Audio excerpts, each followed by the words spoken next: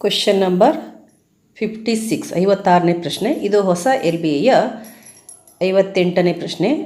ಒಂದು ತ್ರಿಭುಜದ ಪಾದ ಅದರ ಎತ್ತರದ 2ರಷ್ಟಕ್ಕಿಂತ 4 ಹೆಚ್ಚಾಗಿದೆ. ತ್ರಿಭುಜದ ವಿಸ್ತೀರ್ಣವು 48 cm² ಆದರೆ ಆ ತ್ರಿಭುಜದ ಪಾದ ಮತ್ತು ಎತ್ತರಗಳನ್ನು ಕಂಡುಹಿಡಿಯಿರಿ.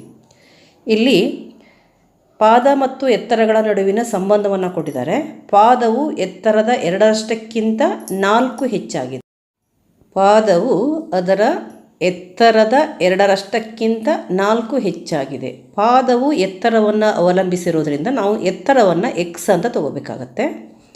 ಆಗ ಪಾದ ಏನಾಗುತ್ತೆ, 2ರಷ್ಟಕ್ಕಿಂತ 4 ಹೆಚ್ಚು ಅಂತಂದರೆ 2x ಗಿಂತ 4 ಹೆಚ್ಚು, 2x + 4 ಆಗುತ್ತೆ. ಇದು ಪಾದ, ಇದು ಎತ್ತರ. ಮತ್ತು ವಿಸ್ತೀರ್ಣವನ್ನು ಕೊಟ್ಟಿದ್ದಾರೆ. ನಮಗೆ ಗೊತ್ತಿದೆ ತ್ರಿಭುಜದ ವಿಸ್ತೀರ್ಣ = ಏನು, ಅರ್ಧ ಇಂಟು ಪಾದ ಇಂಟು ಎತ್ತರ, half into b into h = x into 2x + 4 equals ಏನಾಗುತ್ತೆ, 48 cm² ಆಗುತ್ತೆ. 2x + 4 ಇಂಟು x ಅಂದರೆ ಅರ್ಧ ಇಂಟು 2x + 4 ಪಾದ ಇದು ಇಂಟು x = 48 cm² ಆಗುತ್ತೆ. ನಾವು ಎತ್ತರವನ್ನು x ಅಂತ ಇಟ್ಕೊಳ್ಳೋಣ. ಎತ್ತರ ಈಕ್ವಲ್ಸ್ x ಇರಲಿ.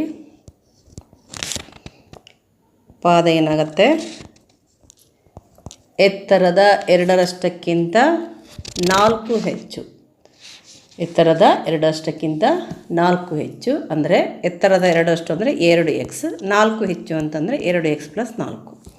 ಹಾಗೆ ವಿಸ್ತೀರ್ಣವನ್ನು ಕೊಟ್ಟಿದ್ದಾರೆ 48 cm². ಅದಕ್ಕೆ ನಾವು ಬರೆಯೋಣ, ತ್ರಿಭುಜದ ವಿಸ್ತೀರ್ಣ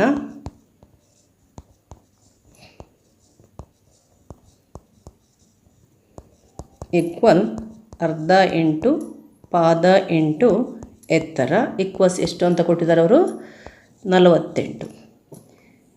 ಅರ್ಧ ಇಂಟು ಪಾದ ಅಂತಂದರೆ b, 2x + 4 ಬ್ರ್ಯಾಕೆಟಲ್ಲಿ ಹಾಕೋಣ, 2x + 4 ಎತ್ತರ x ಈಕ್ವಲ್ಸ್ 48. ನಾವಿಲ್ಲಿ 2x + 4 ಮತ್ತು x ಅನ್ನು ಗುಣಿಸೋಣ ಮತ್ತು 2ಅನ್ನು ಬಲಭಾಗಕ್ಕೆ 48ರ ಜೊತೆ ತಗೊಳ್ಳೋಣ. 48 ಇಂಟು 2 ಆಗುತ್ತೆ. ಇಲ್ಲಿ 2x ಇಂಟು x 2x² ಆಯಿತು, plus 4 into x 4x equals 48. ಇಲ್ಲಿ 2 ಈ ಕಡೆ ಬಂದರೆ ಏನಾಗುತ್ತೆ, 48ರ ಜೊತೆ ಇಂಟು 2 ಆಗುತ್ತೆ. ಏನಾಯ್ತದು, 2x² plus 4x equals 48 into 2 96 ಆಗುತ್ತೆ. ನಾವು ಅದನ್ನೇ ಬರೆಯೋಣ, -96 ಈಕ್ವಲ್ಸ್ 0 ಅಂತ ಬರೆಯೋಣ. ಇಲ್ಲಿ 2, 4, 96 ಇದೆ. ಈ ಎಲ್ಲವೂ 2ರ ಮಧ್ಯೆಯಲ್ಲಿ ಇರೋದರಿಂದ ನಾವು 2ಅನ್ನು ಸಾಮಾನ್ಯವಾಗಿ ತೆಗಿಬೋದು. 2ಅನ್ನು ಸಾಮಾನ್ಯವಾಗಿ ಹೊರಗಡೆ ತೆಗೆದ್ರೆ ಮೊದಲನೇ ಪದ 2x² 2 ಹೊರಗಡೆ ಇದ್ದರೆ ಏನೋ ಉಳ್ಕೊಳ್ಳುತ್ತೆ, x² ಉಳ್ಕೊಳ್ತು. ಪ್ಲಸ್ ಇಲ್ಲಿ 4x ಇದೆ. 4xಲ್ಲಿ 2 ಹೊರಗಡೆ ಹೋದರೆ 2 2 4 ಅಂದರೆ 2x ಬರುತ್ತೆ. Minus 2 ಎಷ್ಟಲೇ 96, 2 48 96 equal 0. ಈಗ ನಾವು 2ಅನ್ನು ಈ ಕಡೆ ವರ್ಗಾಯಿಸಿದರೆ ನಮಗೇನು ಸಿಗುತ್ತೆ, x² + 2x - 48 ಈಕ್ವಲ್ 0. ನಮಗೆ ಏನು ಸಿಕ್ತು, x² + 2x - 48 ಈಕ್ವಲ್ಸ್ 0 ಸಿಕ್ತು. ಈಗ ನಾವು x² + 2x - 48 ಈಕ್ವಲ್ಸ್ 0 ಈ ವರ್ಗ ಸಮೀಕರಣವನ್ನು ಅಪವರ್ತನ ವಿಧಾನದಿಂದ ಬಿಡಿಸಿ xನ ಬೆಲೆಯನ್ನು ಕಂಡುಹಿಡಿಯೋಣ. ಇಲ್ಲಿ ಗುಣಲಬ್ಧ ಅಂತಂದರೆ x² ಇಂಟು -48 ಮೊದಲನೇ ಪದ ಇಂಟು ಮೂರನೇ ಪದ ಏನಾಗುತ್ತೆ, x² ಇಂಟು -48 ಈಕ್ವಲ್ಸ್ -48 x² ಆಯಿತು. ಮೊತ್ತ ಅಂತಂದರೆ ಮಧ್ಯದ ಪದ ಏನಿದೆ, 2x ಇದೆ, 2x. ಈಗ -48 x² ಅನ್ನು ಅಪವರ್ತಿಸೋಣ. -48 x² ಮೈನಸ್ ಚಿಹ್ನೆ ಇದೆ. ಮೈನಸ್ ಚಿಹ್ನೆ ಇದ್ದಾಗ ಇಲ್ಲಿ ಸಂಖ್ಯೆಗಳಿಗೆ ಬೇರೆ ಬೇರೆ ಚಿಹ್ನೆ ಬರುತ್ತೆ.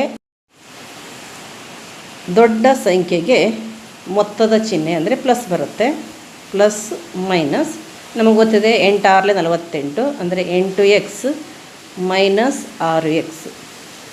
8x ಮೈನಸ್ 6x ಅಂದರೆ 2x ಆಗುತ್ತೆ. 8 6 48 48 x ಸ್ಕ್ವೇರ್ ಬರುತ್ತೆ. ಈಗ ನಾವೇನು ಬರೆಯೋಣ, ಎಕ್ಸ್ ಸ್ಕ್ವೇರ್ 2x ಜಾಗದಲ್ಲಿ ಏನು ಬರೆಯೋಣ, 8x minus 6x plus 8x minus 6x ಮತ್ತು ಈ ಮೈನಸ್ 48 ಬರೆಯೋಣ. Minus 48 equals 0. ಇವೆರಡರಲ್ಲಿ ಎಕ್ಸನ್ನು ಸಾಮಾನ್ಯವಾಗಿ ಹೊರಗಡೆ ತೆಗೆಯೋಣ. ಎಕ್ಸ್ ಸ್ಕ್ವೇರ್ ಪ್ಲಸ್ 8x ಅಲ್ಲಿ ಎಕ್ಸ್ ಸಾಮಾನ್ಯ ಇದೆ. ಎಕ್ಸ್ ಸಾಮಾನ್ಯವಾಗಿ ಹೊರಗೆ ತೆಗೆದ್ರೆ ಬ್ರ್ಯಾಕೆಟಲ್ಲಿ ನೀವು ಕೊಡ್ತು ಮತ್ತೆ ಎಕ್ಸ್ ಬಂತು. ಪ್ಲಸ್ ಬರೆಯೋಣ. ಪ್ಲಸ್ ಇಲ್ಲೇನು ಬಂತು, 8 ಇದೆ, ಎಕ್ಸ್ ಹೊರಗಡೆ ಇದೆ, ಎಕ್ಸ್ ಪ್ಲಸ್ 8 ಆಯಿತು. X into X X square ಆಗುತ್ತೆ. ಎಕ್ಸ್ ಇಂಟು 8 8x ಆಗುತ್ತೆ. ಮೈನಸ್ 6 ಮೈನಸ್ 48 ಇದೆ, 2 6 ಮಧ್ಯೆಯಲ್ಲಿದೆ, ಮೈನಸ್ 6 ಇಲ್ಲಿ ನೋಡ್ಕೊಳ್ತು ಎಕ್ಸ್. ಹಾಗೆ ಮೈನಸ್ ಏನಾಗುತ್ತೆ, ಇಲ್ಲಿ ಪ್ಲಸ್ ಆಗುತ್ತೆ, 8 ಈಕ್ವಲ್ಸ್ 0. ಇಲ್ಲಿ ಎಕ್ಸ್ ಪ್ಲಸ್ 8 ಇದೆ, ಇಲ್ಲಿ ಎಕ್ಸ್ ಪ್ಲಸ್ 8 ಇದೆ. ಅದನ್ನು ಸಾಮಾನ್ಯ ಅಪವರ್ತನವಾಗಿ ಒಂದು ಬ್ರ್ಯಾಕೆಟಲ್ಲಿ ಬರೆಯೋಣ. ಇನ್ನೊಂದು ಬ್ರ್ಯಾಕೆಟಲ್ಲಿ ಎಕ್ಸ್ ಮೈನಸ್ 6 ಬರುತ್ತೆ ಈಕ್ವಲ್ಸ್ 0. ಈಗ ನಾವು ಎಕ್ಸ್ ಪ್ಲಸ್ 8 ಈಕ್ವಲ್ 0 ಮತ್ತು ಎಕ್ಸ್ ಮೈನಸ್ 6 ಈಕ್ವಲ್ 0 ಬರೆಯೋಣ. ಅಥವಾ ಅಂತ ಬರೆದ್ಬಿಟ್ಟು ಎಕ್ಸ್ ಪ್ಲಸ್ 8 ಈಕ್ವಲ್ 0 ಅಥವಾ X minus 6 equal 0. X equals ಏನಾಯಿತು 0 ಪ್ಲಸ್ 8 ಬಲಭಾಗಕ್ಕೆ ಬಂದರೆ ಮೈನಸ್ 8 ಆಗುತ್ತೆ. ಅಥವಾ ಎಕ್ಸ್ ಈಕ್ವಲ್ಸ್ 0 ಮೈನಸ್ 6 ಬಲಭಾಗಕ್ಕೆ ಬಂದರೆ ಪ್ಲಸ್ 6 ಆಗುತ್ತೆ. ಎಕ್ಸ್ ಈಕ್ವಲ್ಸ್ ಮೈನಸ್ 8 ಆಯಿತು. ಇಲ್ಲಿ ಎಕ್ಸ್ ಈಕ್ವಲ್ಸ್ 6 ಆಯಿತು.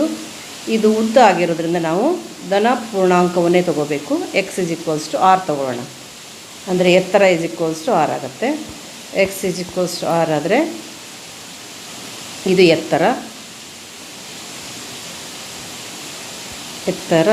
Equals x is equals to 6 centimetre. ಪಾದ ಇಸ್ ಈಕ್ವಲ್ಸ್ ಟು, ಪಾದ ಏನು, 2x plus 4 equals 2 6 2 into 6 plus 4 2 6 12 12 plus 4 equals 16 centimetre. ಪಾದ 6 ಸೆಂಟಿಮೀಟರ್ ಮತ್ತು